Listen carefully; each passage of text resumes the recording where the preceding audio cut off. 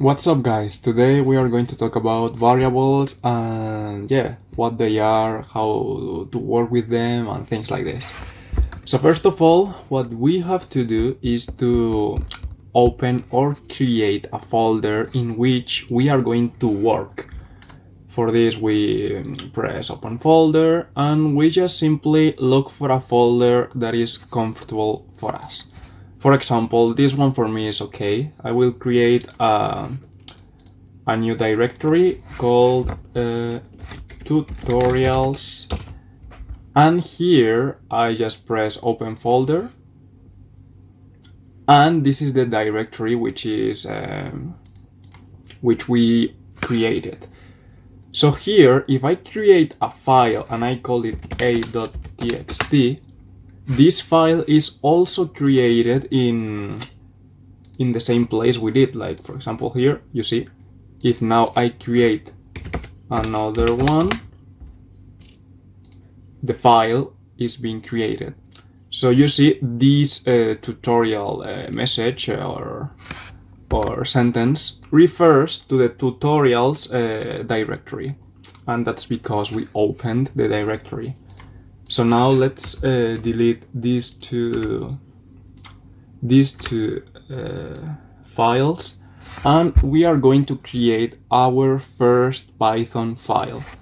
For this, it's pretty simple. As we did before, we press new file here. We can press here and put new file or just put Control N, but here is very you can see perfect. So we just press here, new file, and we put a name.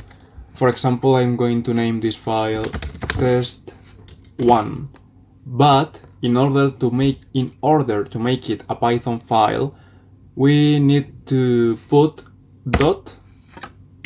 .py. Now this is a Python file. If you see there's an icon which changed, and this icon shows that this file is a Python file. For example, if we want to create a C file, a C programming file, we could do test1.c. And as you can see, there's a new icon which represents C. If we put C++, this represents C++, and so on. So anyways, in order to work with Visual Studio Code, I would recommend you to install extensions, as we are going to use Python.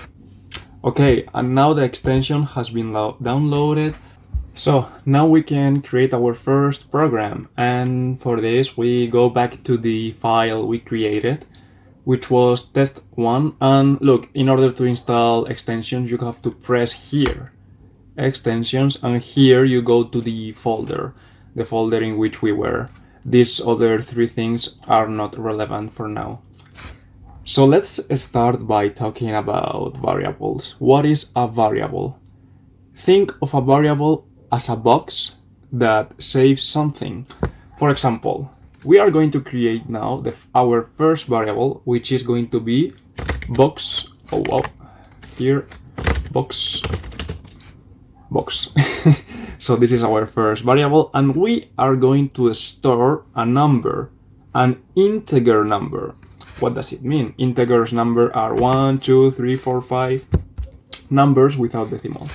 So now, box, which is our variable, contains an integer number. So there is a special function to show variables, which is print. I mean, this function does more things. Like, you can do a lot of things with it, but you can also show this stuff. And with this program we basically created a variable in which we stored a number. So now we are going to execute the program. To do that, we go to terminal, new terminal, and as you can see here, it is shown the root, the path of the folder that we opened. So here you just have to type the name Python and the name of the program that you created. So for example, Python test, well, ignore that, that is because I pressed tab, but like this, Python test1.py, and it does nothing. Okay, and it does nothing because I didn't save the program. As you can see here, there's a circle which says that I didn't save the program. In order to save it, you have to press Ctrl S, or you can activate autosave. I would recommend you to activate autosave because it will be helpful. So now if we try to execute the program again, you see that a 1 is shown. Print is showing us the value of our variable. So for example, if we put 12.5, this is another variable. Well, it's the same variable, but with another value. And if we execute it again, it is shown the new value of the variable. Another thing is that in Python there are a lot of type of variables. So look, in order to explain this, it will be helpful if I do a draw. For example, we have numbers, and yeah, let's represent numbers with this n. But inside the numbers, we have other two types, which are integers that are going to be represented with an I, and decimal numbers which are going to be represented with an F. And why an F? Because on Python these are called float. Another type of variable that we have are strings, characters, messages. So these are going to be represented as an S, and yeah, these are strings which are messages. Let's see how messages look. So for example, if we want to create a variable which contains a message, we have to, in order to say to Python, hey, I want this variable to have a message, we put the, I don't know the name of this symbol in English, but we put this, and then we simply have to put inside the message that we want.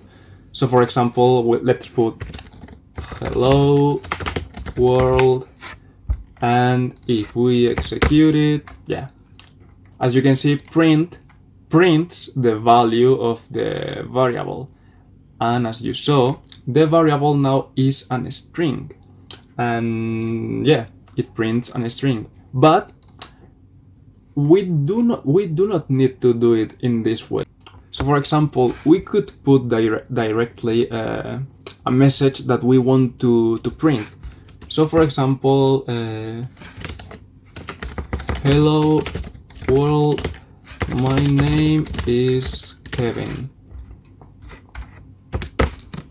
And you see, hello world, my name is Kevin is printed. Now this is not saved in any variable, but print receives this value and says, hey, okay, I have to print this value. Before, print was receiving the variable, but on reality, it's not exactly the variable. It receives the direction of a value. Box stores the direction of a value. But that's it. So yeah, I want to make these videos short, so for this reason we will stop here, and in the next video we will talk about arithmetic and all those things. Sums, additions, division, subtraction, and all that. I hope you enjoyed the video and that it was helpful for you, and see you. Bye.